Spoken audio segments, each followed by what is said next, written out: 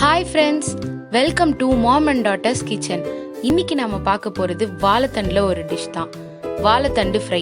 யூஸ்வலாக குழந்தைங்கள்லாம் வாழைத்தண்டுனா சாப்பிடவே மாட்டாங்க. ஆனால் இந்த மாதிரி பண்ணி கொடுத்தீங்கன்னா கண்டிப்பாக சாப்பிடுவாங்க. ஏன்னா உருளைக்கிழங்கு மாதிரியே இருக்குது. வாங்க இதுக்கு தேவையான பொருட்கள் என்னென்னு பார்த்துடலாம்.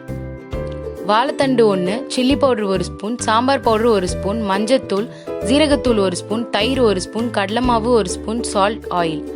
வாழைத்தண்டை இந்த மாதிரி ரவுண்ட் ரவுண்டாக கட் பண்ணி வச்சுருக்கேன். அதில் 1 spoon chilli powder, 1 spoon sambar powder, 1 spoon ஜீரகத்தூள், மஞ்சத்தூள் தேவையான அளவு உப்பு, 1 ஸ்பூன் தயிர், 1 ஸ்பூன் கடலை மாவு. இப்போ இதை நல்லா விரவி எடுத்துக்கலாம். அந்த மசாலாலாம் எல்லா இடத்துலையும் கோட் ஆகுற மாதிரி பார்த்துக்கோங்க. நல்லா விரவி எடுத்துக்கோங்க. இந்த மாதிரி விரவி வச்சுக்கோங்க.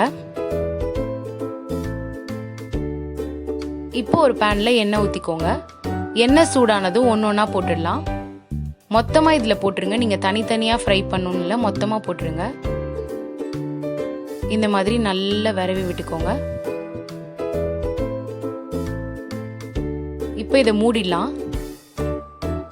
பாருங்க, நல்லா வெந்திருக்கு. இப்போ திருப்பி விடுங்க. எல்லா சைடும் வெந்தாதான் ரொம்ப நல்லா இருக்கும்.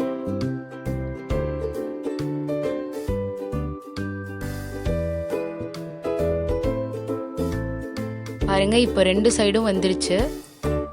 பார்க்கவே ரொம்ப நல்லா இருக்கு.